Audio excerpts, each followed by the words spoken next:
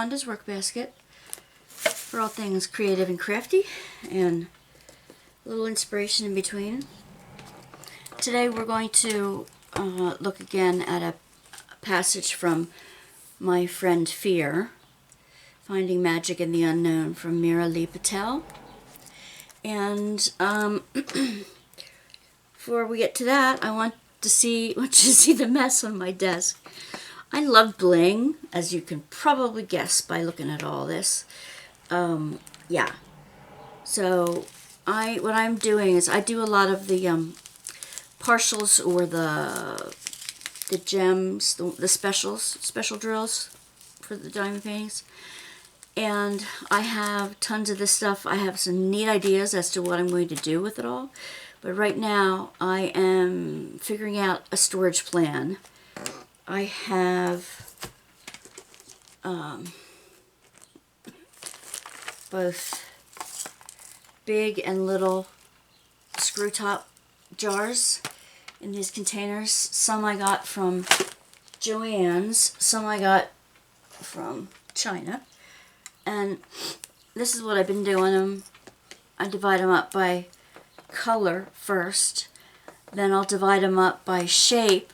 Like one row is all round, another row is all double pointed, another row is teardrop shape, and then another row is whatever else is that color that is just like weird ones, like hearts or stars or whatever.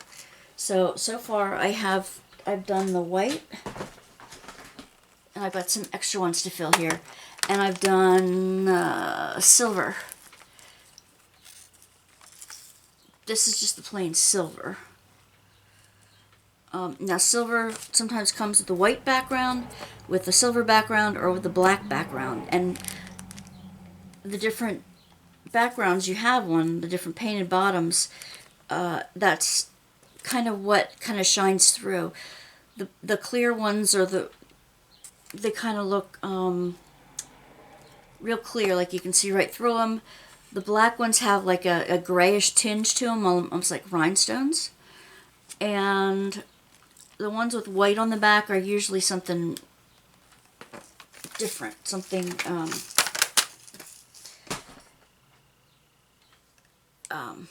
they're brighter. They're brighter. Anyway, these are the Aurora Borealis ones. They are white, but they have a shine to them that makes them appear to have like a rainbow inside of it. And that is way different than the plain silver ones. So there's some clear backs, there's some black backs, there's some silver backs in these as well. But these are all different sizes and shapes. So yeah, I classify them by color first, because the first thing I'll look for, is it gold or I don't know, it's Aurora. Anyway, the first thing I will look for if I'm looking for a gem, like, okay, I want to find such and such. I want to find rounds that are this size to fit in this space that I'm thinking of. So I will look for the color first, and then I'll go for the shape, and then I'll go for the size. And if I don't have it, I try something else. Make do. I have most of all of these are left over from packets of things that I've done already, and some I have purchased from Shimmering Canvases, I believe this one's called. I've done unboxings in Wanda's Workbasket Wednesdays. This is Shimmering Canvases. There's some from Tina. I'll tell y'all where. Diamond Drills USA. I looked on Etsy shop. There are several there. Some I've gotten from China, but they're really special ones. I like the round ones that are as small as a square, because when you're trying to put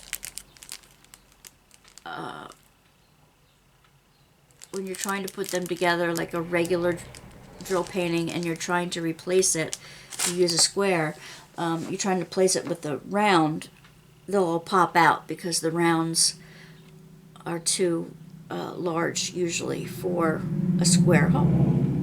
You can't fit a round peg in a square hole if it's too big. Okay, so anyway, I worked on the gold yesterday too. I divide the gold up from the yellows. They're different. For instance, you know, those are the yellows compared to the gold. And again, these also have different backs to them. Some are gold through and through, some have black backs, some have white backs, some have silver backs. And whatever the backs are, they have a different shading to them. So that's just how I classify the colors. Maybe that'll make it easier to see. Okay, so obviously when I go through all these things and I find a package of something that I didn't categorize right, I'll put it like this in the rubber band until I can get it in there. Because I have to, to get these in, I'll have to take some of the others out. And where I'm putting them, I don't have figured out yet. So that's what I'm doing with that. I don't have that many yellows, so I think the solid yellows. There's also some pearlized yellows, and then I have the bright yellow gems. So I have lots of different yellows, but I can keep these through and through yellow and the special shape yellows in a small container, and maybe that way I can take out some of these golds and mix them up with this before I get to the sparkly yellows. So that's what I'm working on today. Oh, I also did blacks. The blacks are different too. You've got a black like with peacock aurora borealis in it. You've got black with like a light bluish in it, dark blue, a greenish blue. You've got blacks with silverbacks. You've got, I don't have any black with black back. That's weird, isn't it? These are kind of smoky. They're not black, but they have like a light gray or a light brown tint to them, or a darker brown tint to them. I don't want to put them, I don't have them with the yellows or the oranges. I just don't think they belong there. And I have some other blacks in different sizes, that double pointed, that kind of thing. And the cabochon. The cabochon is just a rounded top. So, and flower shape that I got in kits, but they have like a special aurora or peacock look to them. So that I've got those sorted out. I'm going to be putting those together, and each bag here is a different color, and I'll be sorting these out while we chat. Okay, so I'm not going to talk much about that anymore, but we're going to talk about the place in the book here. So grab your favorite beverage, work along with me as we play together. And also, if you're so inclined, please like and subscribe. And if you have a comment on anything that we talk about today, please leave it below. I would enjoy beginning a conversation with you around fear and anxiety and how we can make friends with it. And right, page 16. Try that again.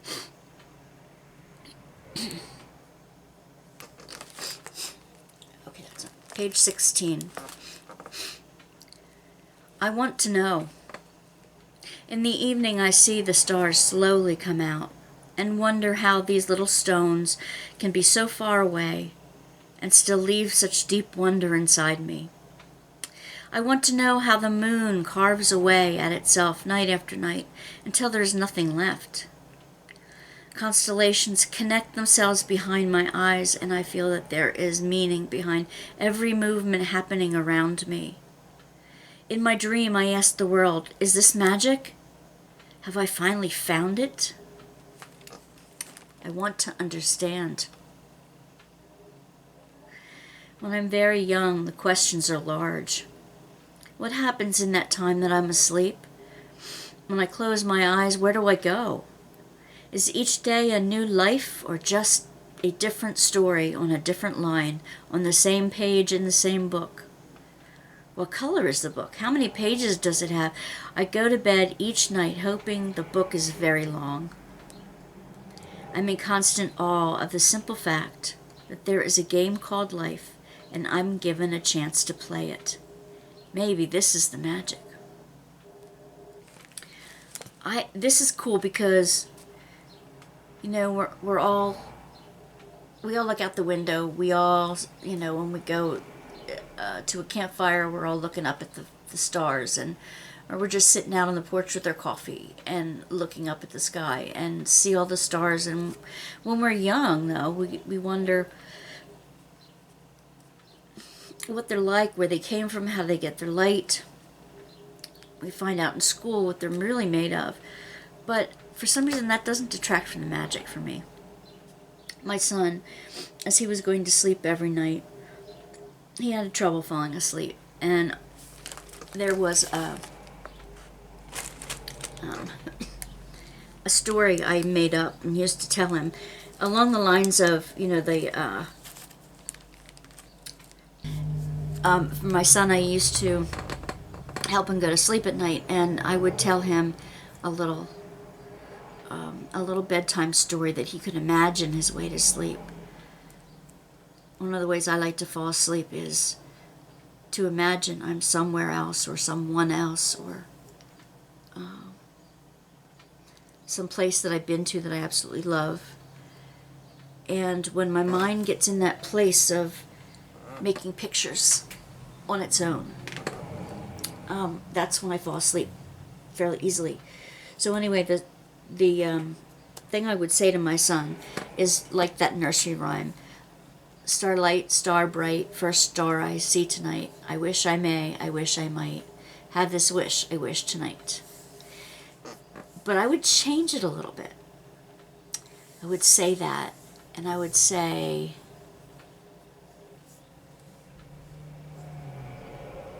there was a little boy named Mitchell who said that at night as he wished upon the stars. And as he started to fall asleep, he would feel like there was a little fairy, a little angel that would come in his window and pick him up and say, look at these stars. Which one do you want to visit tonight? And he would whisk him up into the sky, closer and closer and closer to the stars, and they'd find one that was so bright and brilliant that they wanted to visit. And the fairy would say, isn't this beautiful? Isn't this wonderful? Look at the star. Look how shining it is. Wouldn't you just like to live up here with me? And Mitchell would think about it and think, no, my mom would really me. So I think I better be getting home. But the fairy said, oh, I can't take you home. I don't want to take you home. I want somebody to play with. And Mitchell would say, we had fun. We did play together tonight, but I really need to get home to Mom. And he said, how do I get home? How do I get home? He'd panic. And the fairy said, well, how did you get here? And he said, all I did was say, starlight, star bright, first star I see tonight. I wish I may, I wish I might, have this wish I wish tonight. And he would open his eyes, and he'd be back in his bed. And his mom would be giving him a kiss on the forehead and tucking him in and saying, "Good night, little man." Yeah. I used to love those times at night when we did that, when we would visit the stars. And all those questions, oh my gosh, when I was very young, the questions are large. What happens in the time that I'm asleep? When I close my eyes, where do I go? And all those other things. I was known as a chatty Cathy. You know, the doll that would just keep asking questions and talking, and all that kind of stuff. I used to call it Chatty Cathy. And, man, I would not stop talking. So anyway, I'd ask questions, lots of questions. And, yeah. So that's what my mom called me. And that's okay. I think we learn a lot about the universe. We learn a lot about ourselves when we ask questions. And I'm still asking questions to this day. Why? How? Where? What? It goes to my constantly questioning who I am today and what my future will look like and what I'm supposed to be doing. And I do believe that we were created with certain likes and dislikes and, you know, certain abilities and skills that we develop as we get older, and so that it becomes like second nature to us. I'm going to move you up a little bit so you can see what I'm doing. Okay. Let me bring in a little bit. Can you see my hands working yet? Nope. Alright, I'm sorry. I'll bounce you up just a little bit again. Now you can see.